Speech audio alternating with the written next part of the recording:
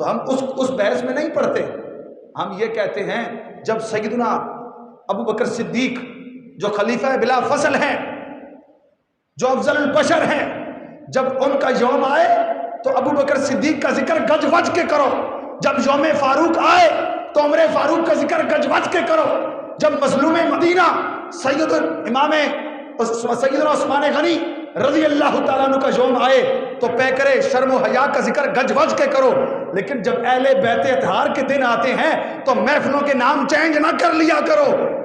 جب اہل بیت کے شان اور عظمت کی محفل آتی ہے تو اس محفل میں ذکر اہل بیت ایسے کرو لوگ تمہیں دیوانہ کہیں، لوگ تمہیں کہیں یہ مولائی ہے، یہ علی کی محبت میں غرق ہے، یہ واقعی حسینی ہے. اگر اس کے سینے کو چیرا جائے اس کے خون کے ایک ایک قطرے سے علی علی کی صدائیں بلند ہوگی. لوگ یہ کہنے پر مجبور ہو جائیں کہ یہ مولائی ہے. ایسا ذکر علی کرو.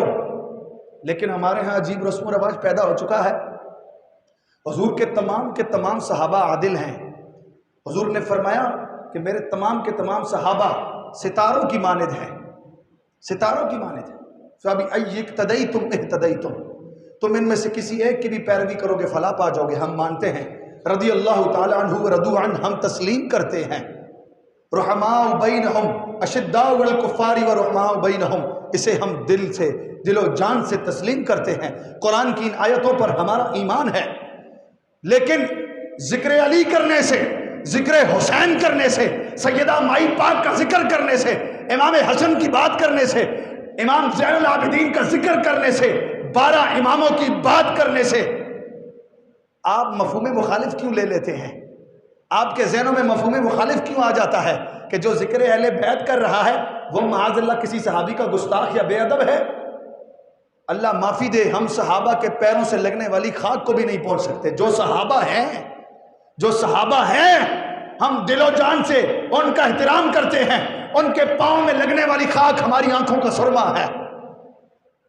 ان نفوس قدسیہ پہ ہمارے ماں باپ کی جانیں قربان ہو جائیں، ہماری اولادیں، ہماری نسلیں قربان ہو جائیں. لیکن اس کا یہ مطلب نہیں